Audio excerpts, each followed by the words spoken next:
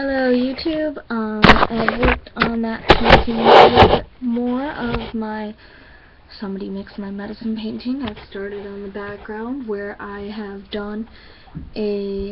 taken a very fluffy natural fiber brush, and I have taken a plummy purple color and done very streaky sort of background fading around the green lips, and starting at the bottom I've done the opposite with the green coming up toward the purple and then sort of meeting in the middle. It's very streaky, very sort of I don't know, I think it's kind of a grungy look, kind of for a grungy sounding song, and that inspired this also. I'm gonna clean my brush and work more on the purple. I need new water, holy shit. I will get new water quickly. Rule of thumb, if you wouldn't put a goldfish in it, don't wash your brushes with it.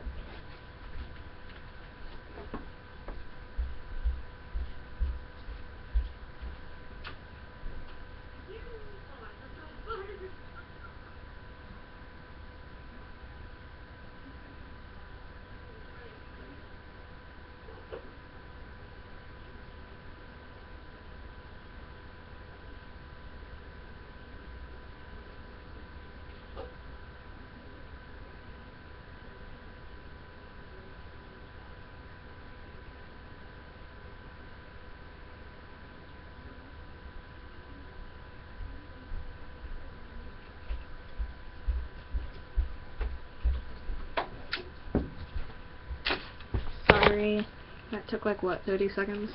No big deal. You can skip that whole part. Should have told you that before. I'm going to take a violet gouache, whatever, which is darker than the plum. I'm going to use the same technique to do what I did with the green. The green I used two tones. I used a very lime green with an emerald green color to give it a bit of contrast, because I think that just looks nicer. My painting, I can do what I want. Dry off your brush a little bit if you just cleaned it. You want your brush to be relatively dry for this sort of technique. Not too dry, but you want it to be a little bit damp. Kind of. And then you're gonna get your purple, your violet color, my violet color, do your own painting, and just quickly do strokes.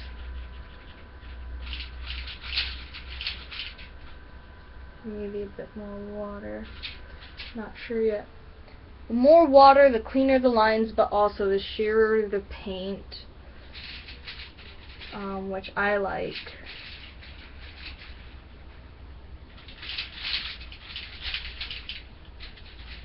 I think this makes it look a bit dirty, but I like that. This is cool. I'm happy.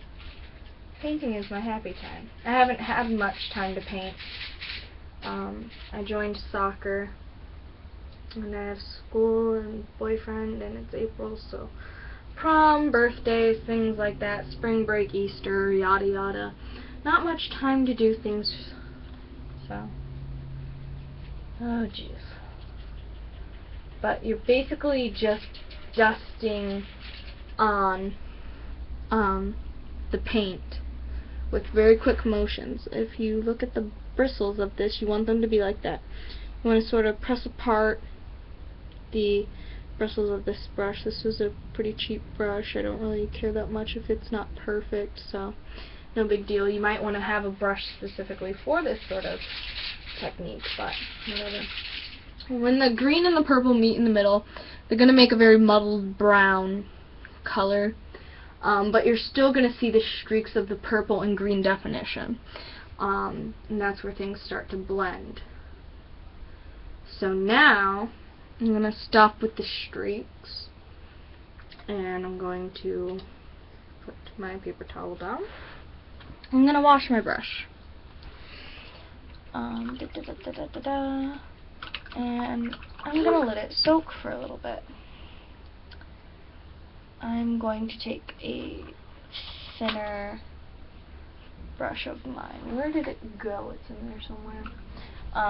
Synthetic fibers. I like synthetic fibers to get very clean lines, very small lines. I just kind of like them. They're a preference of mine. Let's see. I think what I'll do is I'll take some black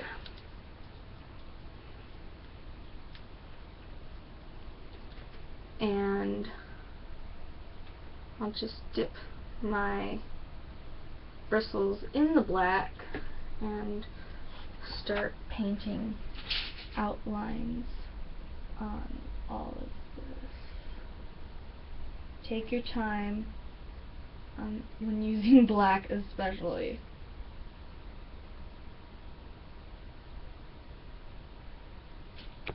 Black is not forgiving.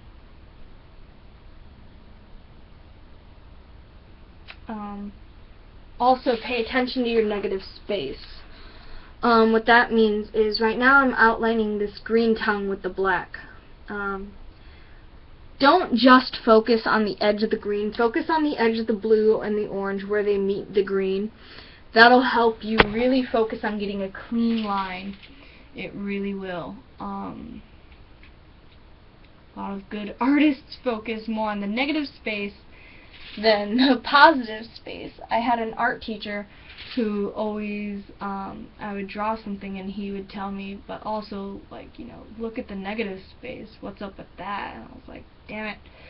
So, you know, try and make every aspect of whatever you're painting, drawing, sketching, sculpting, interesting. You want your audience to be involved. What did I do with the paint? It is not on the palette. You don't want someone to just look at it and be like, oh, okay. You know, you want them to really look at it and appreciate all the factors that you put into it. When someone has a good negative and positive space and they have good flow and good use of color and texture, you can really appreciate it. And it's really nice when you make something and someone can say that they appreciate it for those reasons. I really like to add very thick black outlines to things. It gives it a very graphic, bold effect. I like things to be bold. And I almost just want to put the black on only one side of the drawing. I don't know why, but I really like to do that. Maybe I have a style. Excuse that noise, I have a really stupid cat. Yeah. I never really think of myself as having a style of art until I start talking, like pretty much narrating what I'm doing and explaining it. I like to do that in my room just so I can help myself focus and actually like reflect on choices I'm about to make in my artwork. I don't think of myself as having a style when I don't do that, but when I talk about it and I reflect on it, I do. I like very thick, bold, black outlines on things, and I like to keep them on one side. I really like organic, flowing, sort of